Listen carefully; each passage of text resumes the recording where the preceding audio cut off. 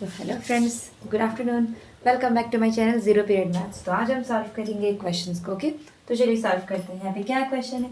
To adjacent side of a parallelogram are in the ratio of 3:8 and its perimeter is 110 centimetre. तो find the side of parallelogram. Okay, तो I hope कि आपने इस question को समझ लिया होगा। तो चलिए, इस क्वेश्चन में हमें दो चीज़ दिया हुआ है। क्या?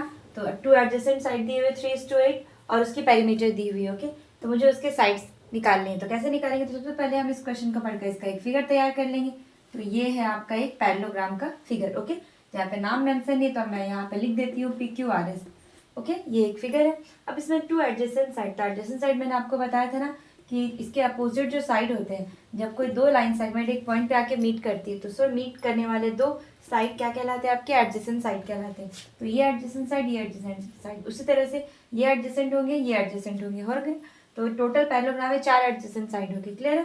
तो अब देखो, अगर मैंने इसको मान लिया 3x और इसको मान लिया है 8x। ओके, तो आपको तो पता ही है ना कि एक पैरेललोग्राम में जो अपोजिट साइड होते हैं वो इक्वल होते हैं ना, है ना? तो ये 8x होती है, ये भी 8x हो गया, ये 3x हो गया तो ये भी 3x हो गया।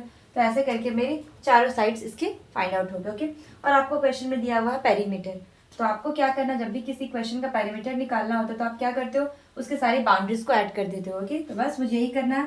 तो हम यहाँ पे लिखेंगे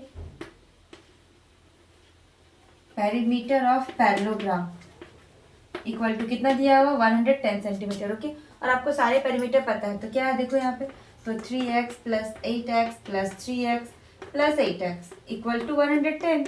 तो आपको कितना ऐड कर दो? 8 3 11, 11 और 11 कितना हो गया? तो 22x इक्वल टू 110। जब आपको x का वैल्यू पता चल जाएगा तो आप किसी भी वैल्यू को फाइंड आउट कर सकते हो। देखो 11 1 से 11, 11 0 22, इट मीन्स 2 5 10। यहाँ पे आ गया आपका 5 सेंटीमीटर। ओके, तो एक्स का वैल्यू आ गया 5 सेंटीमीटर। अब आप इससे कोई भी साइड निकाल सकते हो। तो अगर आपको निकालना हो एस आर, तो हम यहाँ पे लिख सकते हैं कि S R equal to 3x, it means 3 into 5, ये हो गया आपका 15। जब ये आपके 15 है तो पी क्यू भी आपके 15 होंगे। उसी तरह से अगर आपने निकाल दिया क्यू आर, तो क्यू आर है आपका 8x, इट मीन्स 8 इंटू 5, ये हो गया 40। तो जब पी क्यू हो गया आपका, जब क्यू आर हो गया आपका 40, तो पी एस भी हो जाएगा 40, है ना? तो इस टाइप से आप कोई भी साइड्स को फाइंड आउट कर सकते हो, है ना? बहुत ही इंटरेस्टिंग सा क्वेश्चन। तो आई होप कि आपने इसको सॉल्व कर लिया होगा और समझ गया होगा। ओके।